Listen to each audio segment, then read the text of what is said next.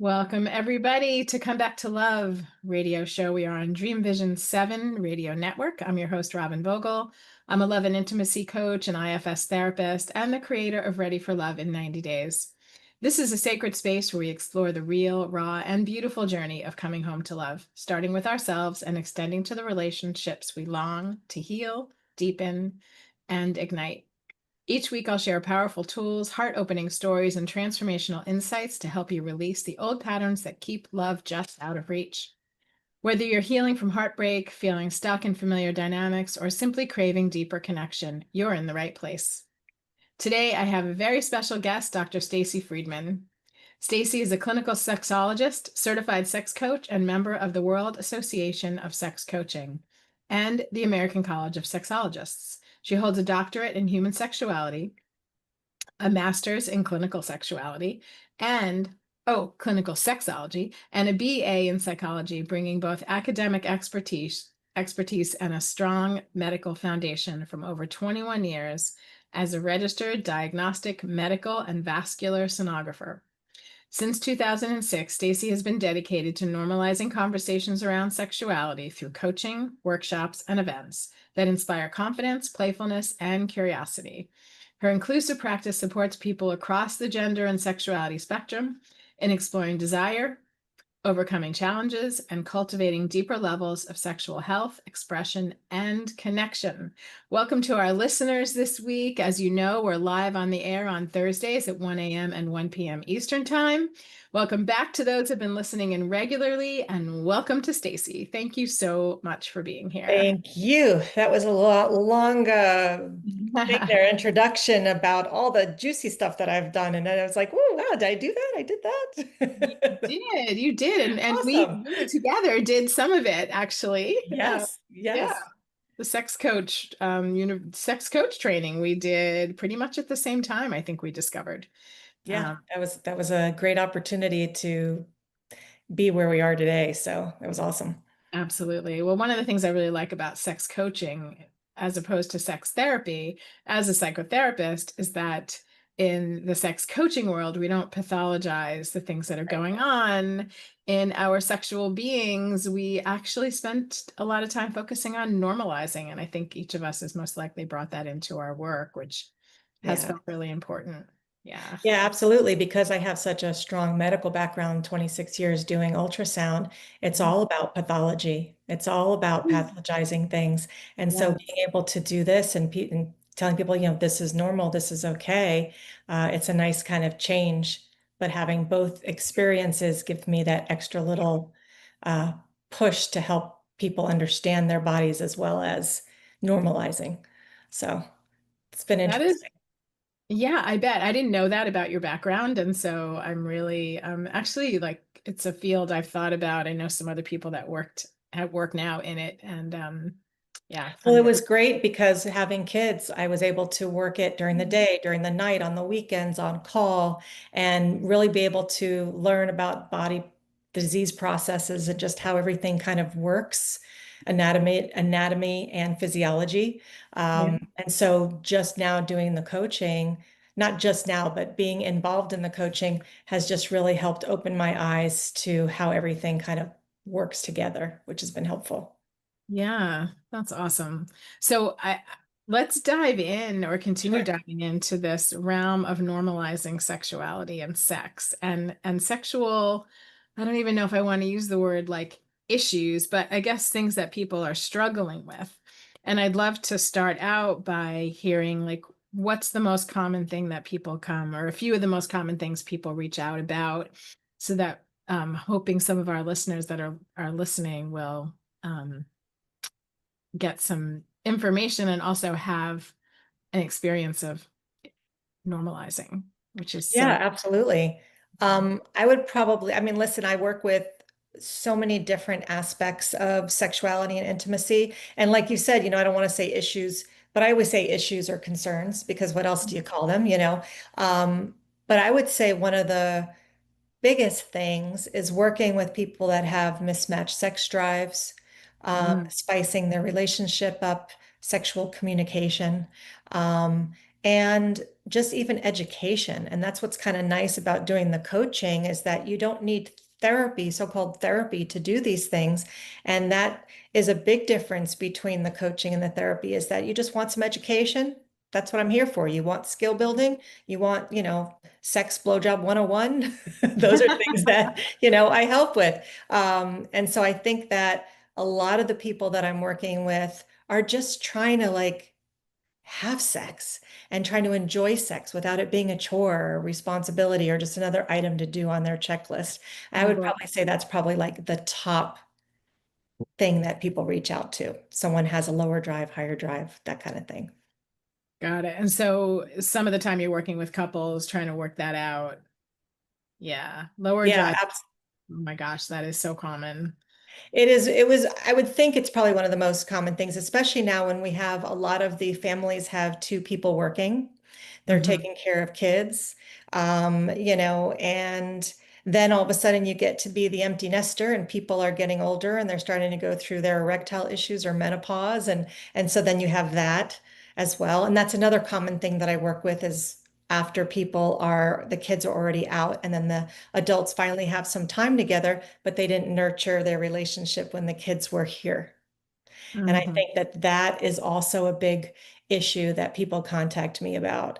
And I believe that you really need to kind of like when you have a car, you go and you bring your car in every so often, or a doctor's appointment, you just go in every year to just get a checkup or you get an oil change.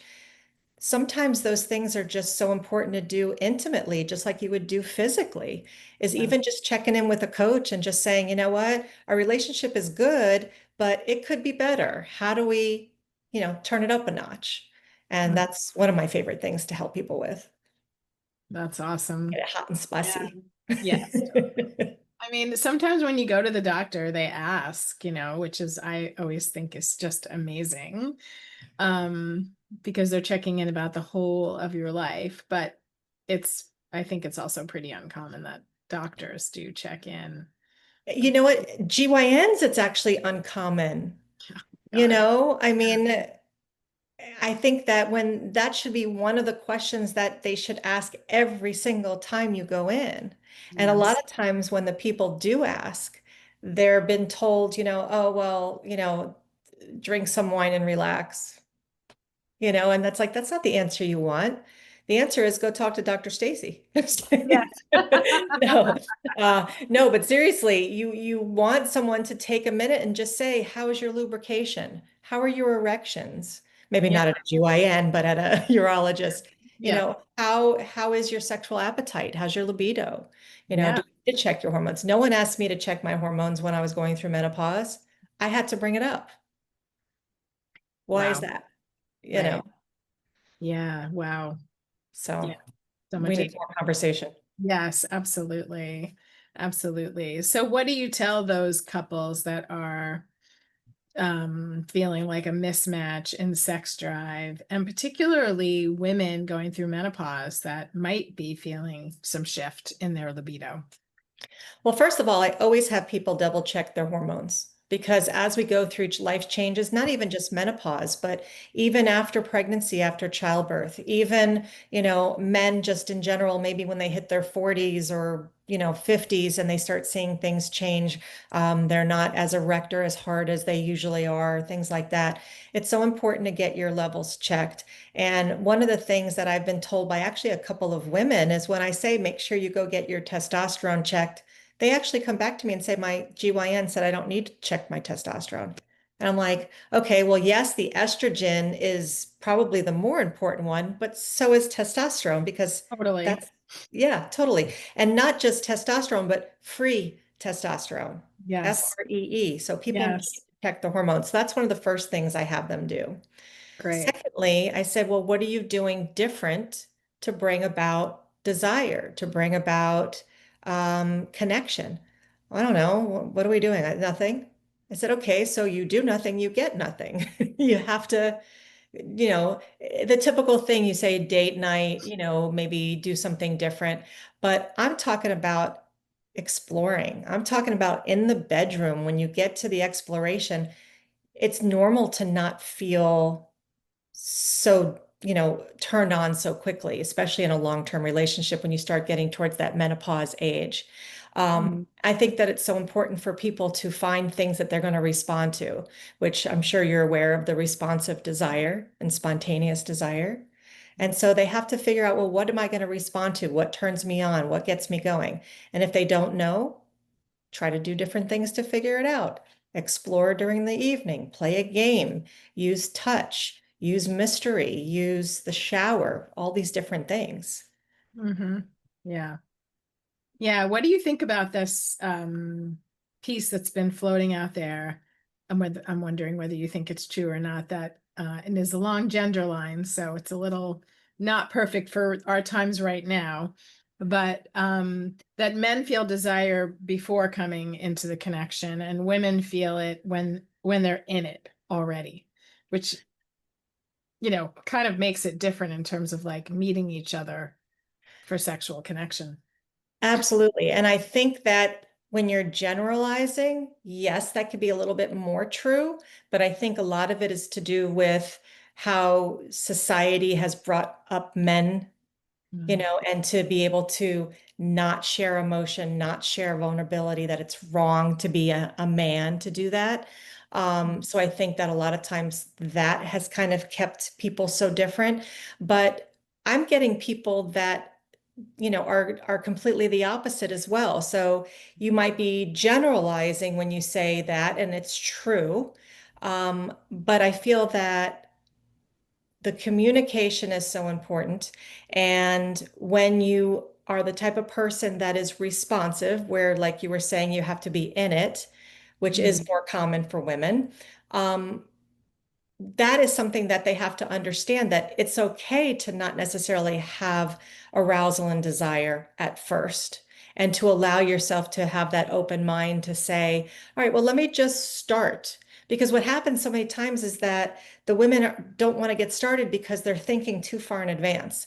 What's going to happen next? Then I have to do this. Then I'm going to have to do this. And they're not in the moment. And we're Mm. so busy so nowadays that people don't allow themselves to just be in the moment. And I Yeah. think that that could really help, is just allowing yourself to be there and find things that can turn you on prior. Mm. So that way you're not considered, female, male, you're just human, you know? Right. Yeah. Yeah, that's a big one. And, often we'll talk about how foreplay begins from the moment that you complete Oh, time yes. making love and and sexuality. Like it starts then versus like 5 minutes like into a connection in order. Right. Yeah. And so that's a Yeah. piece of it too. Yeah, I tell people foreplay starts the minute you open your eyes in the morning. When you are, let's say you're living with a partner, what is the first thing when you do to wake up? How many people just go straight to their phone? Mm-hmm. Okay. Right. Wake up, take 2 minutes even. Everyone's like, oh, well, I got to get up. I got to take care of the kids. I got to do this. Wake up 2 minutes earlier and take Mm-hmm. a little cuddle time. Take a little kiss time. You don't have to worry about brushing your teeth. Kiss on the cheek if you don't want to have bad breath. Start the morning like that. Good morning, beautiful. Hi, handsome. Oh, you look so cute in the morning when you wake up. Give a compliment. Start in the morning, and then through the day, you're texting each other through the day. You're giving little, uh, micro teases, go by, touch their back when they walk by, or give a hug. We don't do that enough. And I tell people I make out with my husband on a daily basis. And people are like, well, what do you mean you make out? I'm like, make out, like tongue, like my knees get, my knee. And they're like, how do you do that? I'm like, you just do it. You just make Yes. out and then you stop and you go to work, or you, whatever. Yes. I used to call it 5 minute makeout dates or 1 minute makeout Yeah. dates. Like just Yeah. set a timer and make out for 60 seconds and stop when the Absolutely. timer goes off. People Just, just don't get it. yeah. But when people haven't been doing that for so long, It's awkward. people would always laugh at me, makeout dates. What? I'm, married to this person. I'm like, it doesn't matter. Like that's Yeah. actually even more so needing it. Um, Right. Well, I don't mean to interrupt, but you had yeah. that point of what you said when you haven't done it so long. And so when I say that to people, people are like, it would be so weird if we would just make out. So I always try to tell people, you don't have to do it like that. I mean, I do it like that because I've been doing it every day for 13 years. Right. Okay. Or every day we've been together. Um, but what's important is just starting somewhere and let it be a 30-second hug Yeah. every single day. Then maybe let it do a kiss instead of on the cheek, maybe a kiss on the lip, and then extend that kiss on the lip to 3 seconds. It just builds. You don't have to Yes. go right ahead from not kissing every single day and not kissing at all except for having sex. And then all of a sudden just start making out because you're going to be like, what's going on here? You know, Exactly. baby steps. Yes, baby steps. And I'm a big fan of naming the awkwardness. People Yes. often be like, I don't know what to say or do, and I feel really uncomfortable. I'm like, that is so perfect. And that's so normal. The intimacy, right? It's so normal. And the intimacy is in saying, oh my gosh, I feel so awkward. I feel Right. so uncomfortable. I have parts that Laughing. don't want to kiss you at all, but let's kiss. Right. See Let's what's do it. there. Let's do it. See what's there. See what energy you notice in the Right. moment. And it Uh, may be weird for a little while, but if you yeah, keep doing it, it's like you go to the gym, you have to keep doing it to start feeling comfortable being at the gym. You know, right, 'cause you walk in, you're like, who's looking at me? It's awkward. right. Haven't done Yes, something in a while. So yes, you just keep going until it gets to a place where it's second nature. You just walk in, you see each other, you give each other a nice kiss, and then you're like, okay, I got to sit down. My knees are weak. You got to build that. yes, definitely, definitely. Yeah, that's great. Reconnecting. I don't, you probably know the expression, or some of our listeners do, like exercise snacks. Um, it means like, hey, when you're walking from like your office to the kitchen, like do 3 squats like as you're walking to the kitchen, or pause, I've never done do that, but maybe I jumping need to. jacks. Well, it's a way to put in like a little bit throughout your day, because people get hung up on, myself included, like, oh my gosh, I don't have an hour and a half to go to the gym today. Right. True. Well, so different ways to standing at the counter and sort of doing push-ups, just different ways to strengthen your body and Right. throughout your day. And so I've translated that to intimacy moments, which you just referred to. How do you find just a moment, like to greet in Right. the morning, to say goodbye, to, like, a lot of people are working from home these days. So can there be a, 2 o'clock hug, or like whatever it is, like you said, reach out, touch their back, just little moments of intimacy to stay open actually to it. Absolutely. And I actually had a client that was just saying, yeah, we're so busy. We're always like passing each other like through the night, Yeah. like ships through the night. And so I said to him, I said, well, why don't you just do like a 30-second hug? He's like, oh, we just don't even have time. I said a hug. And they're like, oh, we barely have time. And I go, you don't have 30 seconds Right. in one day. Okay, 30 seconds to just walk past each other and stop and give each other a hug. They're like, oh, well, if you put it that way, it's like, yes, those micro moments are what's going to help you bring that foreplay for later on. Exactly. And help you feel connected. And Yeah. perfect time for a commercial break. Listeners, we'll be right back with some more conversation about sex. Welcome back to Come Back to Love Radio. We are here with Dr. Stacy Friedman, and we are having a juicy conversation about reconnecting in sex and intimacy, not just sex. I mean, sex, actually, let's go there, because the definition of sex, I think, is where we should start, because it's got all kinds of assumptions Definitions. attached to it, definitions. Exactly. So, how do you define sex? You know what? How I define sex is going to be very different than many other people define sex. And it's funny because whenever I work with couples, it's one of the first things I ask. And I Yeah. usually have the man ask first because the women's answers are usually completely different. Um, Mm, but for me, when you're having sex, people are thinking of intercourse, but it's called intercourse. It's not called sex. It's called intercourse. Okay. mhm, So that's what a lot of people, when you say sex, that's what they think of. But for me, sex is an exchange of energy. It's an experience, and it mhm. doesn't have to be intercourse. It doesn't even have to be orgasm. It can be, but I think that the whole idea, I'm very into energy. I'm into, yeah, my whole house is filled with crystals. I Mm. have a tattoo that says protect your energy. I'm all about an energy exchange because it's so powerful. And so for me, when I think sex, I think of energy exchange, however that looks to the partners, the people, even for yourself. I think that even sex for yourself, you could have sex with yourself, but you're Yes. not actually, having someone else penetrate you. You could have a toy or something like that. But for me, it's all about the energy exchange. Yeah. Yeah, I agree. I think, yeah. I mean, I hope that that has started to infuse our culture. Um, I think there's more work to do around it. I love the definition sacred energy exchange, SEX, and just what you said, Oh, that's cool. I like that. yeah, I That like that's that. That yeah. came, that came from the Human Awareness Institute, Oh, very cool. which does a lot of workshops on sex and intimacy. But yeah, Very I really like that sacred energy exchange. And I think a lot of times, and I know I did the same thing, 20 years ago when I first stepped more deeply into this work, because I was feeling anxious or had some triggers that I hadn't, cleared with my partner. I backed myself away from what I was defining as sexual acts and intercourse. Um, but because I didn't really understand the difference between a sexual act or intercourse and energy and intimacy, I kind of backed myself away from or into a corner away from all of it.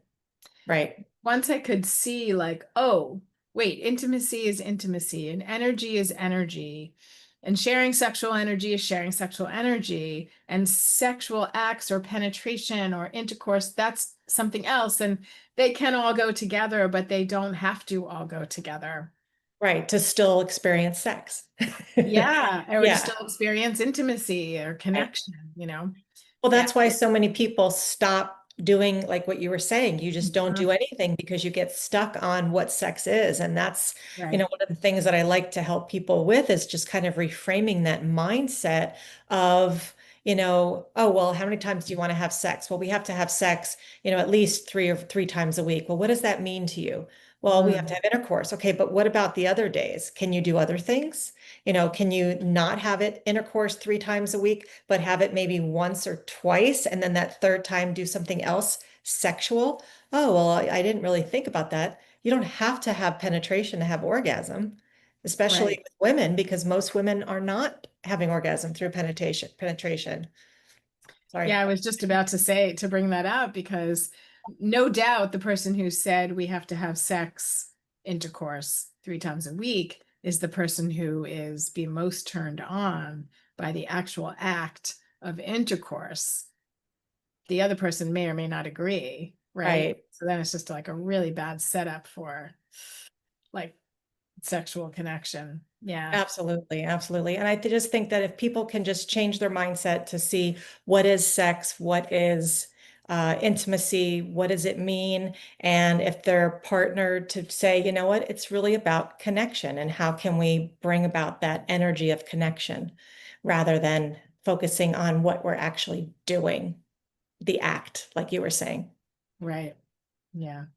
Yeah, there's so much in our culture, and we know it's, again, it's changing, but that is so focused on Slowly, the orgasm, right? Yeah, like very, the very the uh, goal of sex. performance goal Yes. oriented rather than the journey and the flow of it all. Yeah, and just luxuriating in the energy. I mean, for me, that's the best part of the whole thing. Like just being in the energy is Yeah. so awesome. Yeah. Because if you're not and you're not relaxing enough, you're not going to be able to get to your end goal anyway, because you're not True. relaxing and being in it. And sometimes the actual journey is so much juicier than the end goal because the end goal is usually pretty quick and done. The whole I agree. build up, the anticipation of it, the whole idea of it is what gets people really, really going. Yeah, very true. Very true. Very true. Yeah. So I'm aware we probably have some singles out there listening. And I Mhm. wonder, I know you said earlier, like, hey, if you're, if you're not partnered right now, if you're single either by choice or you're single and you wish you weren't. And sometimes people, at least clients I have, and maybe even some people I know in community that just kind of shut themselves off completely. Actually, because sometimes it's just emotionally painful to stay open to something that they feel like they can't have. Yeah. Yeah. And I also think it's so important, like I was saying before, about being an individual. You still deserve love and pleasure. And Yeah. even if it's not with somebody else, let's say you're saying you don't necessarily need it or want it, or you can't find it, or you're missing it. If you can still do things for yourself, and I'm not even just talking about masturbation and orgasm. I'm just talking about loving yourself. Take yourself on a date, Mm, set yourself up with, I mean, I know it might sound corny, but set yourself up with candles and music and go into a tub, drink a glass of iced tea or a glass of wine, whatever you want to do. And then just touch yourself and don't make a goal of orgasm. That way you kind of get to learn your body. You get to learn what you want. So that way, when you are in a relationship, if that's what you choose, you already kind of know what it's like to feel loved because you're doing it for yourself and what you want to to feel, and that's another thing important when it does come to masturbation is touching yourself without, and when I say without intention, meaning without intending to have the orgasm, but touching yourself with purpose and just learning your body, because a lot of times we don't know enough about our bodies because we're afraid to touch it. More so women than men. yeah. Yes.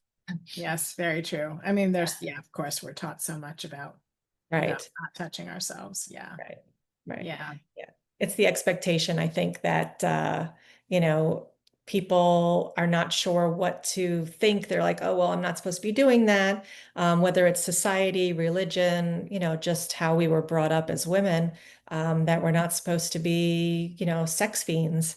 And I'm like, have you met me? That's how I got into this field, you know. Right. Right. So, but then even when I was younger, there was slut shaming and oh, you did this with who, with how many, with what, and it does keep many people back from really just appreciating themselves and loving themselves in that way. So Yeah. being single is great to be able to take advantage of the learning curve and getting to really know yourself and what you like and what you want. Yeah. Yeah. Yeah. Very good preparation for a Mhm. relationship. Yeah. When we get back from this commercial break, I'd love to, so I'm listeners, stay tuned in. I'd love to talk about how you would address a single person who wants to, but also like doesn't want to, that kind of place where you're just really closed off from it and they're listening and like, yeah, it sounds good, but I'm probably not going to do it. We'll be right back. Welcome back. This is Come Back to Love. We are live on Thursdays, every Thursday at 1 a.m. and 1 p.m. Eastern Time. You can tune in. Did you know you can listen to this radio show in any form? You can listen online. You can ask Alexa to play Dream Vision 7. You can tune in on iHeartRadio, Pandora. It's so cool. So just a little reminder for our listeners that they can listen anytime, any place, anywhere. Awesome. So happy to be here with you, Stacy. Yes. I'm really loving this topic, and I love how deeply we're getting into the topic of sex, to be honest. I mean, I've been interviewing people all year and having conversations on this radio show all year about lots of different aspects, and this is really like right to the right to it without any screens or filters, and I love it. In fact, I could get even more specific. But let's go to, yeah, let's go to this piece because as you were talking, I was thinking about how I have felt sometimes in my life and also how what I hear from my clients. And, yeah, often I'll hear things like, you know, sex is just not really a thing in my life anymore. Or, well, yeah, if and when I have a partner, but I just don't feel it. And I just can't really bring myself to explore my body or take my vibrator out. It's the batteries are dead and the whole thing needs, things like that. I feel, I'm not comfortable. And this is maybe, people that are going through menopause or through menopause, I'm just not comfortable anymore. I'm not really lubricated, blah, blah, blah. But I'm more like thinking about that person who has sort of the internal obstacle to opening up to themselves as a sexual being. Yeah, I mean, first of all, you don't have to have a partner to be happy. And I think that people need to be okay with being alone if that's what they want. Yes. Because so many times you have family like, when are you getting married? When are you dating somebody? When are you having kids? When are and you hear it from friends, from family. And many times you're just like, I'm fine. I remember when I was going through my divorce, my mom was like, oh, but then you might be alone. And I said, I don't care. I want to be alone. I'm more alone in my marriage than I am by myself. So we just have to normalize that it is okay to feel that way. But Mhm. in hindsight, if you can find someone and if you are interested in just finding someone that really you can connect with, then it's important to at least try and open up. But what happens many times is some of the people get tired of going through the dating sites, meeting people, it not working out. But a lot of times they go in with these expectations. And I think that a lot of people that are just tired of dating are going into these dates or going into going out with people and expecting magic. Mm. Okay. And I think that every time we go out, we learn something about ourselves. We learn something about what we want, what we don't want. And I did the same thing. And I just said, I'm just going out meeting people. I'm playing the field. I am, just having sex when I feel like having sex. I Mm. don't have to be in love. And that was just kind of my thing. I just wanted to get out there. And that's a lot of times when something will come to you when you don't have those expectations and you go out with just a free mind. And that's how I wound up meeting my husband. I just went online. I literally, both of us were on a website that we were just meeting just to get laid, basically. We just wanted friends with benefits. Yep. And even going through some dates, it wasn't until a year later I was finally like, you know what, I think I'm starting to really fall in love with you, you know? But so many people don't do that. And I had many people saying, he hasn't told you he loves you in a year, it's time to leave. And I'm like, why? I'm enjoying myself and I'm just liking the connection. So I think it's just getting rid of that expectation, being okay with being alone, but also just maybe finding somebody that you can have things in common with as a companion, that you have hobbies, photography, I don't know, cars, whatever it is to Mhm. maybe go in those places so you could find someone that you start off with as just a friendship that can grow because Mhm. that helps too. When you go Yeah. into something expecting it to turn into some relationship and it doesn't, then you're just kind of like, and then you kind of get tired and quit. Yeah. Yeah, it's really true. I think people just listening to you describe what you just described just opens up other possibilities. I think all that cultural, familial pressure, it can stop us in our tracks because, uh-oh, what if we don't meet that, standard? And it's like, yeah, everyone deserves pleasure in their lives, pleasure in their bodies. And it's really up to each of us individually to decide what that means. Absolutely. And even if you're not ready to have sex, so quickly, there's a lot of people Mhm. that are willing to be a companion. There's a lot of people that have a dysfunction that maybe they would be so thankful that you're not as, crazy about having sex, but wanting a connection because they might have their own issues. And so it's just being open to talking to people, getting to know people, and understanding that sex is not just penis and vagina. There's so many other juicy things that you can do. Yeah. And even if it's, like I said before, about taking a shower, maybe it's taking a shower and just washing each other with sudsy water and just touching each other's bodies and being close. You don't have to have penetration. There's just so many other things that you can do to bring about intimacy if you're not in the mood for sex.